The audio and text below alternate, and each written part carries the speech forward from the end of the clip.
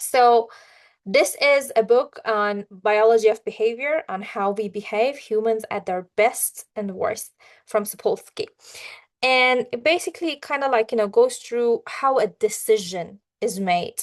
What happens seconds before a decision is made, what happens before, like minutes or hours before, what happens in like, days or decades before, days or weeks before, and what happens years before, and what has happened centuries before that you make a decision. So making a decision is not as easy as we think.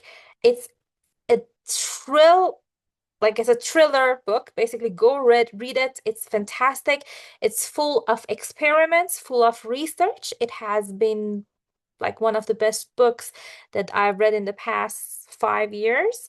I really, really, really liked it. And it basically starts from this point. It says anyone that makes a decision, they're like making a split decision, it's basically a tug of war between two parts of the brain, the amygdala versus the prefrontal cortex. The amygdala is basically something that responds inside our brain. One of the most primitive parts of the brain responds to fear and aggression.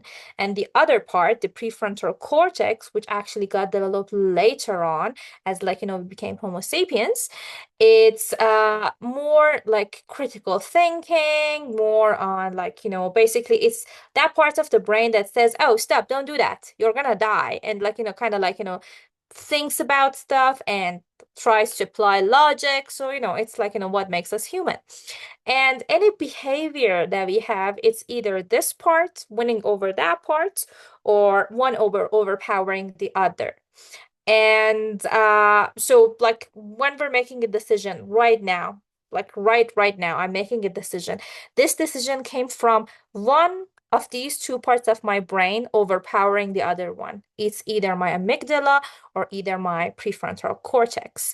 And the goal basically here is that we realize which part of our brain is making a decision for us to know if we're making the right decision. Are we making a decision out of fear? Or are we making a decision logically? Or like if the decision out of fear could also be logical. So like, they can kind of go hand in hand as well.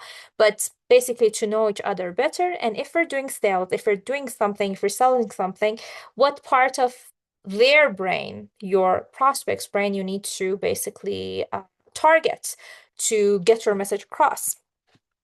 So seconds before making a decision, there's a war between your amygdala and prefrontal cortex.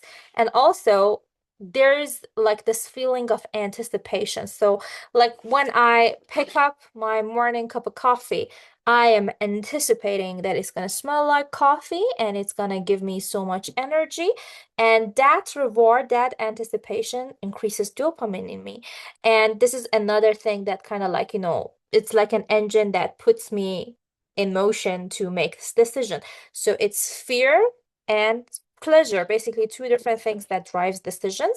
And those rewards, that good thing is basically upon me anticipating that this good thing would come to me. Good things come to those who work hard. That's delayed gratification. I'm anticipating a dopamine hit later on. That's why I keep doing this. That's why I keep doing that. So basically, those are stuff that are happening inside our brain, just like mere seconds before making a decision.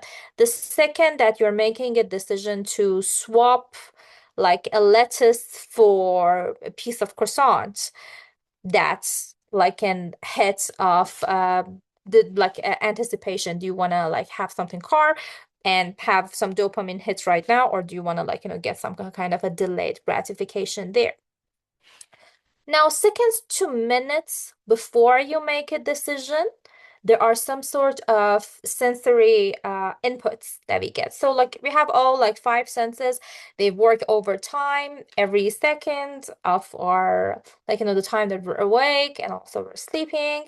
And it's super important that we account for that, that the decisions that we make are basically coming from those sensory inputs that we're getting from there. The book is like filled with examples and research of showing people different images and putting them in different environments and having them make decisions to see how would that sensory input change their decision making.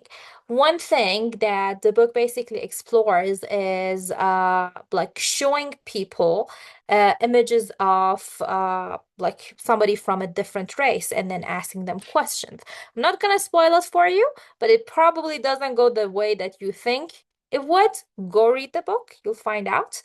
And basically explore this like, whole meaning of in-group, out-group thing. But it says that like if you're hungry, you're more prone to keep telling people no. If you're a judge, you're gonna give them harsher sentences. That's one of the things that they checked with judges like throughout the years. They went through the same judge, like decisions they made before, just before lunch and after lunch. Turns out after lunch, they're more lenient, and hours leading up to their lunch, when they're hungry, they give harsher sentences. That's something that you want a judge to use their prefrontal cortex, but they're getting sensory primed. When they're hungry, they give harsher sentences. There are also studies of judges that when they have people in front of them who have committed crimes or have been convicted or have been alleged that they committed some crimes, if they have African features, some judges that are not just a few are giving them harsher sentences. And then because it is such a well-known thing with the jury and the judges, some lawyers actually have come up with the idea of giving these people now bigger glasses because that's more associated with somebody who's nerdy. And now that way they give more lenient sentences. So those are stuff that you don't think it should like, play that important of a role when it comes to, let's say, our judiciary system. But unfortunately, it does. And discounting it and not wanting to look at it is just like, basically erasing the problem. Another part that I kind of like, found it super interesting was a part in our brain called the insular cortex. So insular cortex is a part deep, deep in our brain, which first, it came to be and evolved for us human beings to understand what food is poisonous, and then it gives us a feeling of disgust, so we don't touch it. Something that's rotten, something that is poisonous. So when we saw something that is like poisonous or rotten or moldy, it gives us that feeling of disgust, so we don't eat it and die. So this is how this part of the brain basically evolved. But as like, we went through the agricultural revolution and we don't eat moldy food and we don't forage for food and we don't go picking out cherries that could be poisonous. This part of the brain kind of changed its capability. The fun part is that now it is giving us a feeling of moral disgust. This part of the brain is why you have words like disgusting, revolting, nauseating in your vocabulary when it comes to somebody's behavior. Oh, like that person's behavior is revolting. This is the part of the brain that is basically signaling what is disgusting for you. It's the same thing, but it just needed a new job, and this is where it's coming from. So that's also a part of like, those social and those sensory priming that you get. You tend to make more negative or say no to more decisions if you're in a place that smells bad rather than it smells good.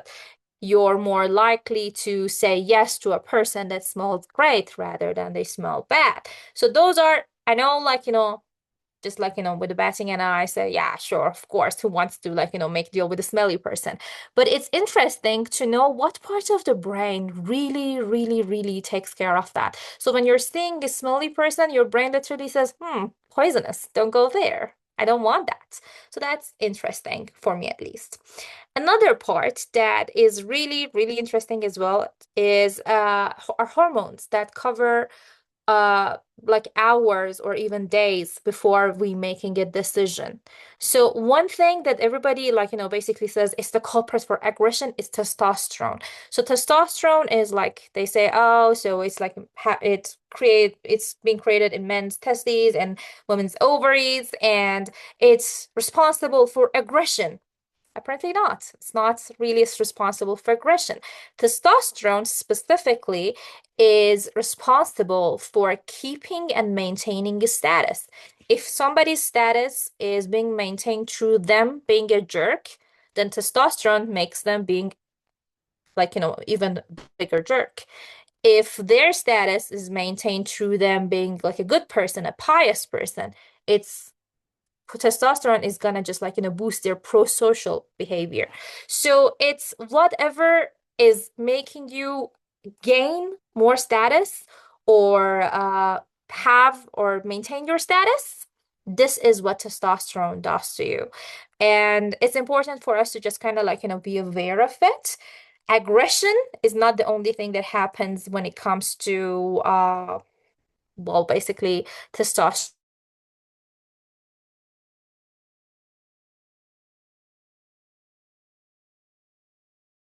specifically. Oxytocin, people call it the cuddle hormone, the love hormone. It's not just with that. Yes, it promotes loving and cuddling when you cuddle your baby.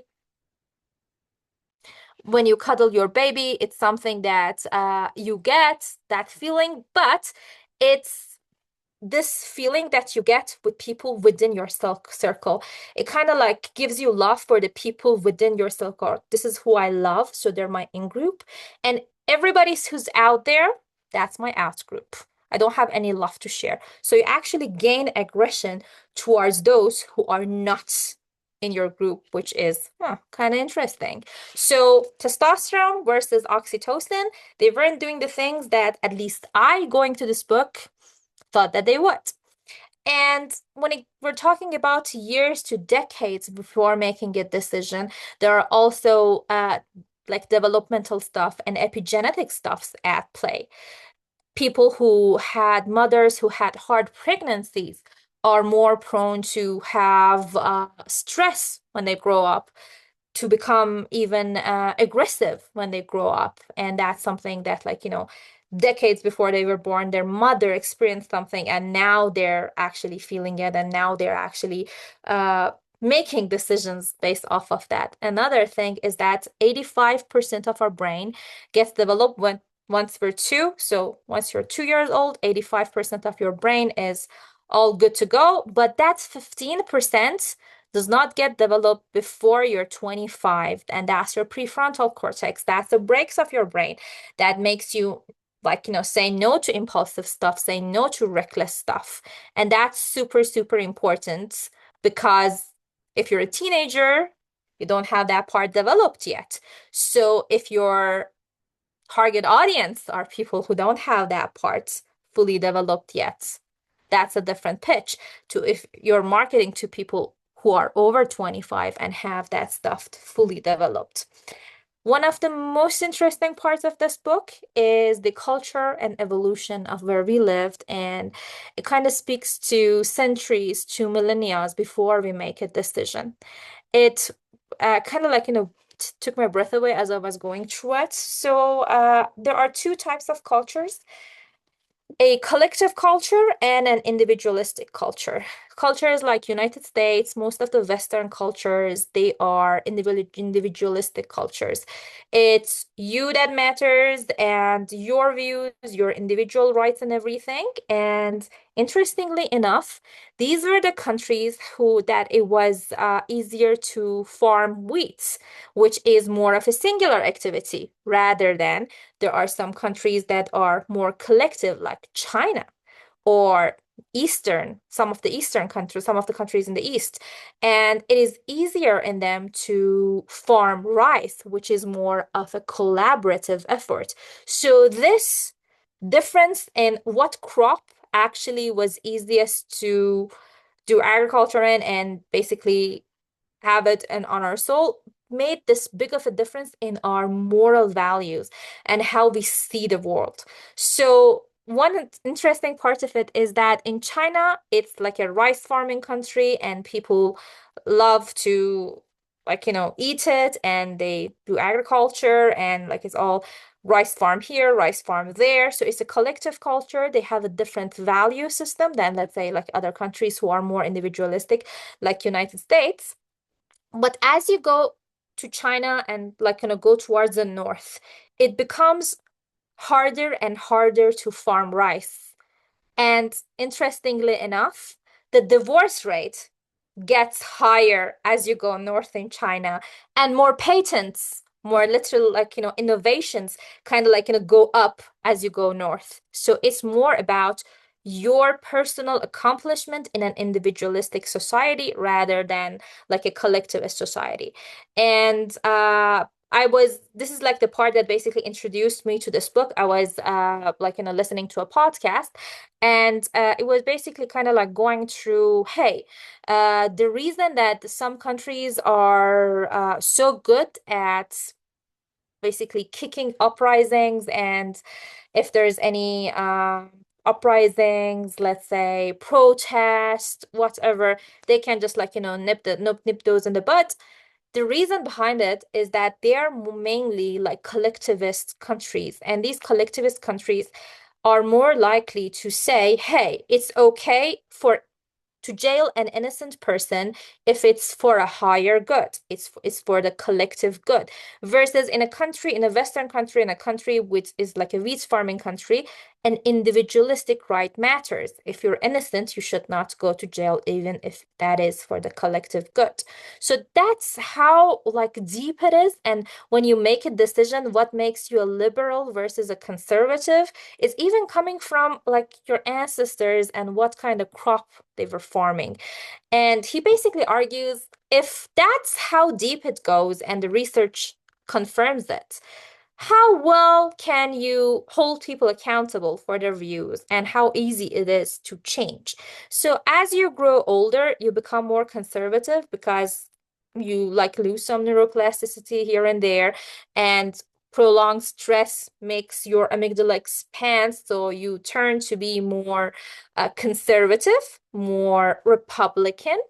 And that was interesting for me. In times of war, people become more nationalists because their in-group versus out-group thing kind of like, gets wider. It's more like touchable for them, which was very interesting for me.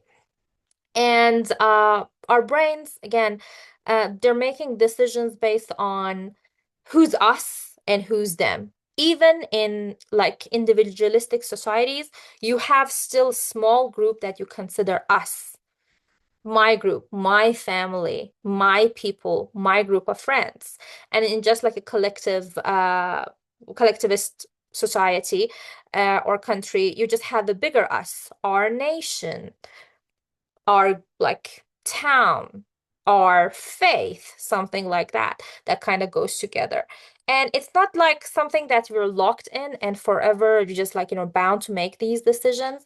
Neuroplasticity actually suggests that while we're kind of like, super strict on how we like, see out group, and if we see someone and say, oh, not like me, I don't see my representation in them, we actually can kind of like add them to our in-group.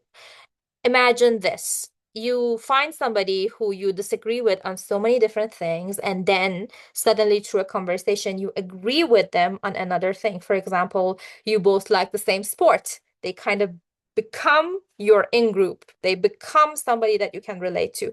So through neuroplasticity, you can kind of like go in and basically start building new relationship and, basically letting go of whatever prejudice might be in decision making. So there are some takeaways. Last one is my favorite. I'm still gonna say from here. First of all, if it's a decision that we're making, it's a factor of our immediate trigger, sensory priming, and then hormonal waves, and then epigenetics, and then culture and evolution, then if somebody's making a decision and you don't agree with them, they're not that big of a monster, honestly. It's just a series of systems that you don't agree with. And just imagine a car. those brakes maybe don't work. Maybe that prefrontal cortex is not working. And it's not that they're monster, it's just that some stuff throughout the line from millennia ago went wrong. So they're not a monster. There's always room for rehabilitation. The other one is that, is there a free will? Like, how can we, like, make a decision really if all of these things are predetermined for us? So, like, the author of the book kind of, like, decides on a predeterministic worldview that, like, everything is pre-decided, but that's for you to decide and for you to take away home. I don't agree with him, but you can make your own decisions. And the last one, which is my favorite, is once you consider all of that, compassion is logical. So he makes this argument and basically adds studies to go with it, is that empathy and compassion are two very, and again, 17 more varies different things. While we kind of, like, associate them together and say, oh, basically they're the same thing, they're two very different things. When you see somebody, like, get a needle poked through their arm, you say, ouch, you have a physical reaction. That's empathy. You you don't even need to see it. If you've seen one before, somebody can tell you and say, hey, do you remember that person getting poked with a needle through their arm? You can say, ouch. That's empathy. That's not the same thing as compassion. Empathy has a degree of self-preservation, and the parts of the brain that, when you empathize with someone, light up are very different from the parts of the brain that light up when you show compassion.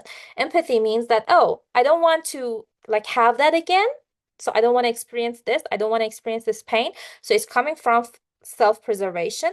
Whereas compassion means that I'm going to show warmth to you regardless. It's coming from prefrontal cortex. It's not coming from the insular cortex. It's coming from a more developed part of our brain that, regardless of me understanding or not understanding your pain, I'm going to show compassion to you. I'm going to show warmth to you. It goes through different studies of, like, students getting paired up, doing all kind of experiments with each other, and the levels of empathy differ when you put on people with different races toward each other and then just say, oh, empathize with that person, feel their pain, feel their pain. The levels of feeling the pain different. But when you get the people from different races, from different religions, different backgrounds, and ask people to show compassion, show warmth, it's the same level, and it's like something totally different. So that's our book for today. And I see your message, Chandler. Thank you for joining. So that's our book for today. And the last part was, like, something that is, like, really new for me. I did not see compassion versus empathy as two different things as well. And now I'm kind of, like, looking at it from a different angle. And when I want to talk to somebody, when I want to make a decision, when I want to do a sales call, I'm going to make sure that I'm showing compassion and not empathy. I'm going to see how that one works out. Guys, the floor is yours. Any questions, comments? Let's see. No, nothing. Cool. Thank you guys for being here. Thank you, Ramon, Hedy, Chandler just left, and Michelle. And of course, and we'll see you guys next week. Stronger than ever. We'll have Rosha back. So I'll see you guys soon. Have a great week. Bye, guys.